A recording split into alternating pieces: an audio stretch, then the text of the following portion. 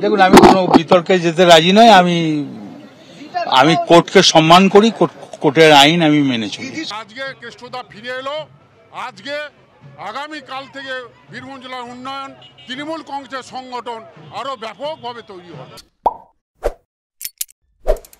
নমস্কার বন্ধুরা, আপনারা দেখছেন পারফেক্ট পলিটিক্স, সাদা বাংলায় রাজনীতির কথা। শেষ পর্যন্ত বীরভূমে ফিরলেন ববি হাকিমের বাঘ অনুব্রত মণ্ডল। শেষ পর্যন্ত আজকে ভোর 4টে নাগাদ কলকাতা বিমানবন্দরে পৌঁছানোর পর সকাল 9টা নাগাদ তিনি বীরভূমের বোলপুরের নিচুপট্টি যে নিজের বাড়ি, সেই নিজের বাড়িতে পৌঁছে যান এবং রীতিমতো তৃণমূলের কর্মী সমর্থকদের কাছে হিরোর মর্যাদা পেয়ে গেলেন। একজন নায়ক হিসেবে যেন অনুব্রত মণ্ডল নতুন করে বীরভূমে ফিরলেন এবং তাকে নায়কোচিত একটা অভ্যর্থনাও তৃণমূলের কর্মী সমর্থকরা কলকাতা বিমানবন্দর থেকে শুরু করে একেবারে বীরভূমের বোলপুরের নিচুপট্টির যে বাড়ি, সেই বাড়ি পর্যন্ত অনুব্রত মণ্ডলকে দিতে নিয়ে গেলেন। এবং বাড়িতে পৌঁছানোর পর যেটা হলো যে যথারীতি সবুজ আবিরের খেলা হলো, সেই সঙ্গে মিষ্টি বিতরণ হলো এবং তৃণমূলের কিছু কিছু কর্মী সমর্থক তো এটাও বললেন যে আবারও সেই ঢাকের চরম এবং নকুল দানার ডায়লগ নাকি ফিরে আসবে, ফিরে এসে গেছে। অন্যদিকে অনুব্রত মণ্ডলকে যেটা দেখা গেল যে তিনি রীতিমতো ক্লান্ত, বিধ্বস্ত এবং নিচপট্টির বাড়িতে ফিরে যথারীতি তিনি সেলাইন খেলেন, চা খেলেন এবং বিশ্রাম নেওয়ার চেষ্টা করলেন। তার যে পুরনো অফিস, পুরনো চেয়ার, সেই পুরনো অফিস, পুরনো চেয়ারে মেয়ে সুকন্যা মণ্ডলকে সঙ্গে নিয়ে বেশ কিছুক্ষণ কাটালেন এবং তাকে ঘিরে নিরাপত্তা রক্ষীদের দেখা গেল। রাজ্য সরকারের যে নিরাপত্তা রক্ষী, তার তো নিরাপত্তার ভয় ধরেছে, তো সেই নিরাপত্তা রক্ষীদের ঘিরে বেশ কিছুক্ষণ তিনি তার যে পুরনো অফিস, পুরনো স্টাইল, সেই পুরনো স্টাইলে কাটানোর চেষ্টা করলেন।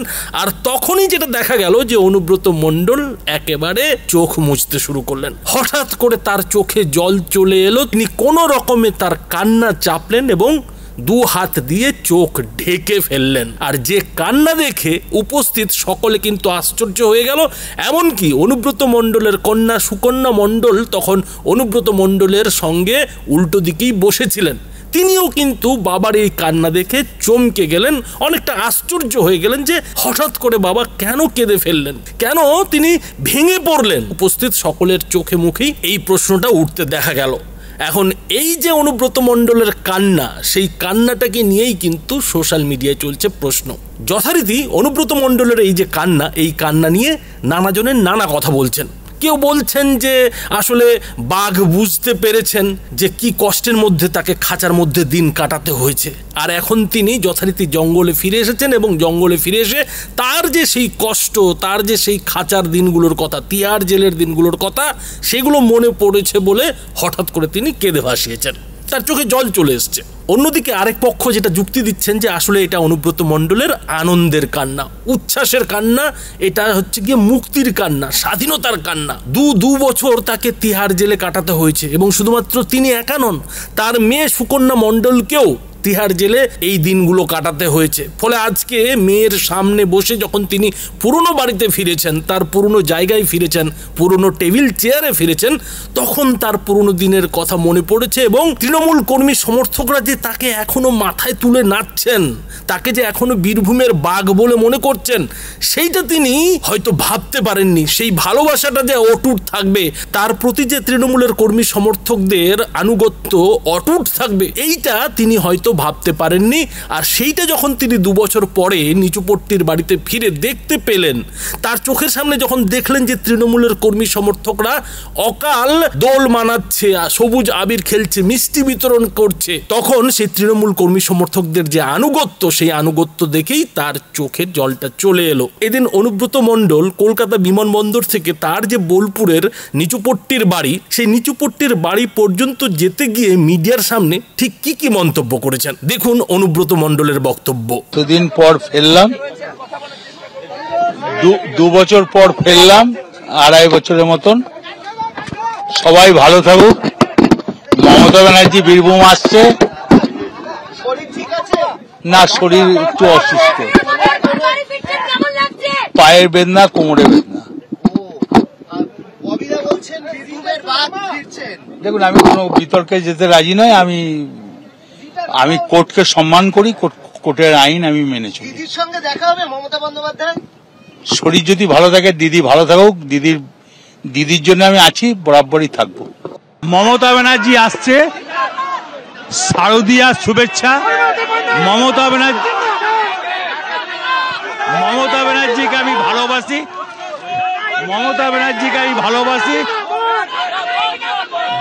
দিদি যেমন আমাকে ভালোবাসে, মমতা ব্যানার্জিকে গোটা ওয়েস্ট বেঙ্গলের মানুষ ভালোবাসে, অল ইন্ডিয়ার মানুষ মমতা ব্যানার্জিকে ভালোবাসে। দেখি শরীর পায়ের অবস্থা খুব খারাপ, দরকার হলে দিদির সঙ্গে দেখা। বন্ধুরা, কি মনে হলো? অনুব্রত মণ্ডল কি আগের মতোই একেবারে ঢাকের চরাম কিংবা নকুলদানা, গরুর পাচন এইসব কি বলতে রাজি হলেন? আপনারা নিশ্চয়ই খেয়াল করলেন যে তাকে যখন প্রশ্ন করা হলো যে ফিরহাদ ববি হাকিম তাকে বাঘের সঙ্গে তুলনা করেছেন, বীরভূমের বাঘ বলে তাকে বলেছেন যে বীরভূমের বাঘ বীরভূমে ফিরে আসছে, তখন কিন্তু অনুব্রত মণ্ডলকে কোথাও যেন গুটিয়ে যেতে দেখা গেল, তখন কিন্তু অনুব্রত মণ্ডলকে কোথাও যেন একটু সতর্ক হয়ে যেতে দেখা গেল এবং তিনি কিন্তু বেশ ভেবে চিন্তে উত্তর দিলেন। আর কি উত্তর দিলেন? বললেন তিনি কোনো বিতর্কের মধ্যে থাকতে চান না, তিনি কোর্টকে সম্মান করেন, আদালতকে সম্মান করেন এবং এই সব বিতর্কিত বিষয় নিয়ে তিনি কথা বলতে চান না। আর সেই সঙ্গে তিনি মমতা বন্দ্যোপাধ্যায়ের গুণগান করলেন, বললেন যে তিনি মমতা বন্দ্যোপাধ্যায়কে ভালোবাসেন এবং সেই সঙ্গে আরও একটা কথা, আরও একটা শর্ত কিন্তু জুড়ে দিলেন। আর সেই শর্তটা হচ্ছে যে মমতা বন্দ্যোপাধ্যায় যেমন তাকে ভালোবাসে তেমনই তিনি মমতা বন্দ্যোপাধ্যায়কেও ভালোবাসেন। অর্থাৎ বন্ধুরা, এইখানে কিন্তু অনুব্রত মণ্ডল বেশ কিছু ইঙ্গিতপূর্ণ মন্তব্য করেছেন। প্রথম কথা, তিনি কিন্তু বলেছেন যে তিনি কোর্টকে সম্মান করেন, বিতর্কিত বিষয় নিয়ে কথা বলবেন না। আর দ্বিতীয় কথা, মমতা বন্দ্যোপাধ্যায়ের প্রসঙ্গ যখন এসছে, মমতা বন্দ্যোপাধ্যায়ের সঙ্গে দেখা করার প্রসঙ্গ যখন এসছে, তখন কিন্তু দেখা গেছে যে তিনি বলছেন যে মমতা বন্দ্যোপাধ্যায় যেমন ভালোবাসেন তিনি ঠিক তেমনই মমতা বন্দ্যোপাধ্যায়কেও ভালোবাসেন। অর্থাৎ মমতা বন্দ্যোপাধ্যায় তার এই যে 2 বছরের দুঃখের সময় কিংবা কষ্টের সময়, খারাপ সময়, সেই সময়টা মমতা বন্দ্যোপাধ্যায় তাকে যদি সাপোর্টটা না করতেন, মমতা বন্দ্যোপাধ্যায় যদি তার বিরুদ্ধে সেই পার্থ চট্টোপাধ্যায়ের মতো দল থেকে তাড়িয়ে দেওয়ার ব্যবস্থা করতেন, তার কুর্সি টুর্সি কেড়ে নিতেন, তাহলে হয়তো অনুব্রত মণ্ডল আজকে মমতা বন্দ্যোপাধ্যায় সম্পর্কে এইসব কথা নাও বলতে পারতেন। ফলে অনুব্রত মণ্ডলের এই যে কথা যে মমতা বন্দ্যোপাধ্যায় যেমন তাকে ভালোবাসেন ঠিক তেমনই তিনি মমতা বন্দ্যোপাধ্যায়কে ভালোবাসেন, অর্থাৎ তিনি কিন্তু এই যে 2 বছর ধরে তৃণমূলের কিংবা মমতা বন্দ্যোপাধ্যায়ের অনুব্রত মণ্ডল কিংবা তার কন্যা সুকন্যা মণ্ডলের পাশে থাকা, সেটার কিন্তু আজকে প্রতিদান তিনি দিচ্ছেন, সেটার কিন্তু অনুগ্রহটা তিনি স্বীকার করছেন। আর যখনই মমতা বন্দ্যোপাধ্যায়ের সঙ্গে তার সাক্ষাতের কথা নিয়ে জিজ্ঞাসা করা হলো, তখন তিনি বললেন যে তার শরীর খারাপ, খুব একটা ভালো নেই, কোমরে ব্যথা, তবে তিনি চেষ্টা করবেন মমতা বন্দ্যোপাধ্যায়ের সঙ্গে দেখা করার। এখন এই যে মমতা বন্দ্যোপাধ্যায়ের সঙ্গে অনুব্রত মণ্ডলের দেখা করা, সেটার কিন্তু একটা জল্পনা চলছে, কেননা মমতা বন্দ্যোপাধ্যায় এখন সেই বর্ধমান বীরভূমের দিকেই রয়েছেন এবং আজকে বিকেলবেলা কিন্তু তার বীরভূমের যে সরকারি বাংলো রাঙাবিতান, সেই রাঙাবিতানে যাওয়ার কথা। আর এই সরকারি বাংলোতেই বিকেল নাগাদ অনুব্রত মণ্ডলের সঙ্গে মমতা বন্দ্যোপাধ্যায়ের একটা সাক্ষাৎ হওয়ার কিন্তু সম্ভাবনা রয়েছে, একান্ত বৈঠক হওয়ার কিন্তু একটা সম্ভাবনা রয়েছে। এবং সেই একান্ত বৈঠকে কি আলোচনা হবে, কি হতে পারে, বন্ধুরা নিশ্চয়ই আপনারা অনুমান করতে পারছেন যে অনুব্রত মণ্ডলের শরীর স্বাস্থ্যর খোঁজ মমতা বন্দ্যোপাধ্যায় নেবেন এবং তিহারে কিভাবে তার দিনগুলো কেটেছে, তার মেয়ের দিনগুলো কেটেছে এবং ভবিষ্যতে কি পরিকল্পনা রয়েছে, বীরভূম তৃণমূলে অনুব্রত মণ্ডলকে কোথায় বসানো হবে, অনুব্রত মণ্ডল কি কি কাজ করতে চাইবে, কি কি কাজ তিনি করতে পারবেন, মমতা বন্দ্যোপাধ্যায়ের সঙ্গে এইসব গুরুত্বপূর্ণ বিষয় নিয়েই আলোচনা হবে।